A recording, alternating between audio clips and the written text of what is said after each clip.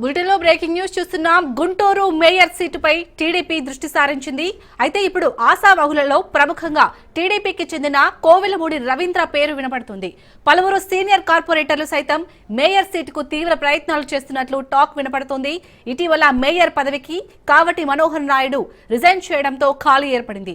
దీంతో ఇప్పుడు మేయర్ పదవి ఎవరికి వరిస్తుందోనని అందరిలో ఉత్కంఠ నెలకొంది. ఇక కేంద్ర మంత్రి పెమ్మసాని గుంటూరుకు రాగానే కౌన్సిల్ మీట్ ఏర్పాటు కానుంది. కౌన్సిల్ మీట్ ఏర్పాటులో మేయర్ను ఎన్నుకోనున్నారు.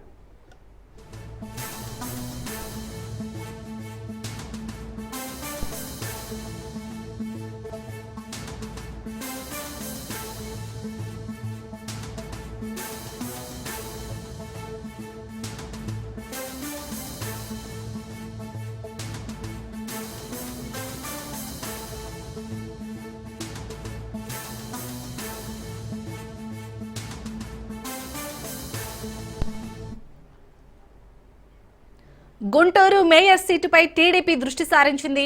అయితే ఇప్పుడు ఆశావాహులలో ప్రముఖంగా టీడీపీకి చెందిన కోవెలమూడి రవీంద్ర పేరు వినపడుతోంది. పలువురు సీనియర్ కార్పొరేటర్లు సైతం మేయర్ సీటుకు తీవ్ర ప్రయత్నాలు చేస్తున్నట్లు టాక్ వినపడుతోంది. ఇటీవల మేయర్ పదవికి కావటి మనోహర్ నాయుడు రిజైన్ చేయడంతో ఖాళీ ఏర్పడింది. దీంతో ఇప్పుడు మేయర్ పదవి ఎవరికి వరిస్తుందోనని అందరిలో ఉత్కంఠ నెలకొంది. ఇక కేంద్ర మంత్రి పెమ్మసాని గుంటూరుకు రాగానే కౌన్సిల్ మీట్ ఏర్పాటు కానుంది. కౌన్సిల్ మీట్ ఏర్పాటులో మేయర్ను ఎన్నుకోనున్నారు.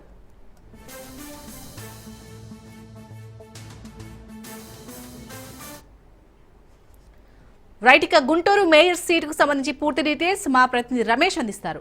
రమేష్, చెప్పండి, గుంటూరు మేయర్ సీటుకు సంబంధించి ఎవరెవరి పేర్లు వినిపిస్తున్నాయి ప్రముఖంగా?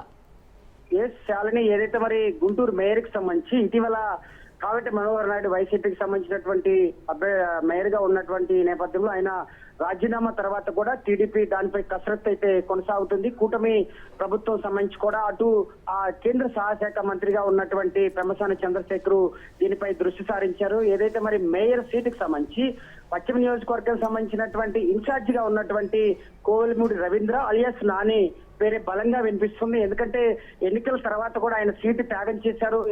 ఆమె గల్లా మాధవికి సీటు ఇచ్చినటువంటి నేపథ్యంలో కోవెలమూడి నానికి కూడా మరి భర్తీ చేయాల్సినటువంటి నేపథ్యంలో కూడా మరి నానికి ఇవ్వాలంటూ కూడా ఒక ప్రతిపాదన అయితే పెట్టింది. అయితే ఆయనకు సంబంధించి కూడా 5 సంవత్సరాలు అంటే కేవలం 10 నెలల పాటే పదవీ కాలం ఉన్నప్పటికీ కూడా మరి మరో 5 ఏళ్లు పెంచుతారనేది ఒక అంశం కూడా తేలాల్సి ఉంది. ఎందుకంటే 10 నెలల కాలం మాత్రమే కోవెలమూడి రవీంద్ర అని అటు మొత్తం 57 మంది కార్పొరేటర్లు మరి ఎన్నుకునేటువంటి అవకాశం ఉంది. కేవలం టీడీపీకి సంబంధించి 11 మంది కార్పొరేటర్లు ఉన్నప్పటికీ కూడా ఇటీవల ఏదైతే స్టాండింగ్ కమిటీకి సంబంధించి కూడా 33 మంది ఓటు అనుకూలంగా కూటమి ప్రభుత్వానికి వేసినటువంటి నేపథ్యంలో ఖచ్చితంగా నానికే వరిస్తుంది. ఎందుకంటే ఆశావాహులు ఉన్నప్పటికీ కూడా అటు చంద్రబాబు నాయుడు కూడా ఆయనకి ముందస్తుగా కూడా ఒక హామీ ఇచ్చినటువంటి నేపథ్యంలో ఎట్టకేలకు కూడా నానియే ఈ మేయర్ పదవి కూడా చేపట్టేటువంటి అవకాశం ఉంది. దానిపైనే పెమ్మసాని కసరత్తు చేస్తున్నటువంటి పరిస్థితి కనపడుతుంది. అయితే 10 నెలల కాలం తర్వాత కూడా మరోసారి ఎన్నికలు జరిగేటువంటి అవకాశం ఉంది. అయితే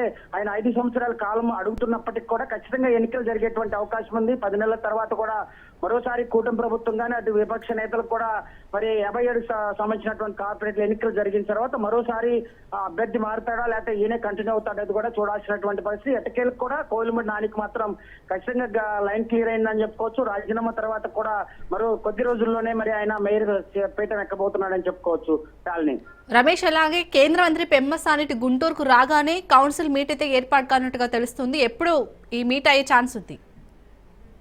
చాలని ఏదైతే మరి పెమ్మసాని చంద్రశేఖర్ అంటే ఇది కొత్త ఈ రోజు పెట్టినటువంటి సమావేశం కాదు. గత 4 నెలల నుండి కూడా దీనిపైన మేయర్ సీటుని ఏదైతే మరి మేయర్ ఉన్నటువంటి వైసీపీకి సంబంధించినటువంటి మనోహర్ కి ఏ విధంగా సీటు దించాలని ఒక వ్యూహాత్మకంగా రాజకీయంగా కూడా ముందుకు వెళ్ళినటువంటి నేపథ్యంలో ఆయన్ని అడుగడుగున అవమానించినటువంటి పరిస్థితి. అటు కౌన్సిల్ సభ్యులకు సంబంధించినటువంటి కమిషనర్ గా ఉన్నటువంటి ఏ ప్రోటోకాల్ కూడా పాటించకుండా ఇష్టారాజ్యంగా వ్యవహరించాడని ఇటీవల మనం ఆయన రాజీనామా చేసినటువంటి సమయంలో కూడా ఆయన మాట్లాడినటువంటి సందర్భాలు చూసాం. అయితే దీనికి సంబంధించి కూడా పెమ్మసాని చంద్రశేఖర్ పూర్తి స్థాయిలో మేయర్ పదవిని దించివేసి అదేవిధంగా వారికి కట్టబెట్టే విధంగా కూడా ముందుకు వెళ్తున్నటువంటి నేపథ్యంలో అటు ఆశావాహులు ఉన్నప్పటికీ కూడా కార్పొరేట్ సంబంధించి ఎందుకంటే వైసీపీకి దాదాపు 57 మందిలో కేవలం 11 మంది మాత్రమే టీడీపీకి ఉన్నారు. మిగతా సభ్యులంతా కూడా మెజార్టీ పీపుల్ వైసీపీకి ఉన్నప్పటికీ కూడా 33 మంది ఓటు అనుకూలంగా వేశారు.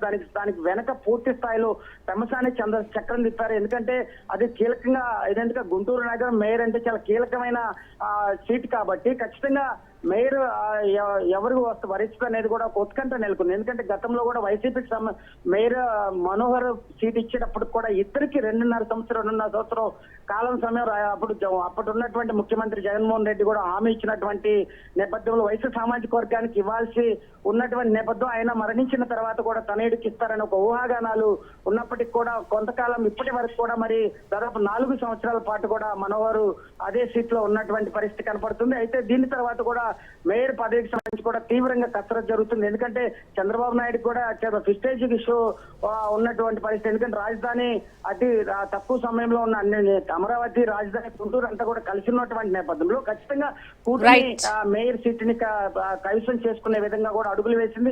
ఆ విధంగానే సక్సెస్ అయినటువంటి పరిస్థితి. ఎందుకంటే ఆయనకంతటికి ఆయనే మరి మనోహర్ రాజీనామా చేసే విధంగా కూడా రాజకీయ వ్యూహంగా ముందుకెళ్లాడు పెమ్మసాని చంద్రశేఖర్ గాని అటు టీడీపీ నేతలు కూడా. ఈ నేపథ్యంలోనే ఆయన ఇవాళ రేపట్లో కూడా పూర్తి స్థాయిలో కూడా ఏదైతే కోవిల్మూడి నరేంద్ర కూడా మరి సీటు మేయర్ సీట్ ఎక్కేటువంటి అవకాశం ఉంది. దానికి పూర్తి స్థాయిలో లైన్ క్లియర్ అయింది. ఒక అవిశ్వాసం తీర్మానం పెట్టిన తర్వాత కూడా ఆయనకి ఏదైతే మరి మేయర్ సీటు వరించేటువంటి అవకాశం కనబడుతుంది. చాలని రైట్, థ్యాంక్ యూ రమేష్.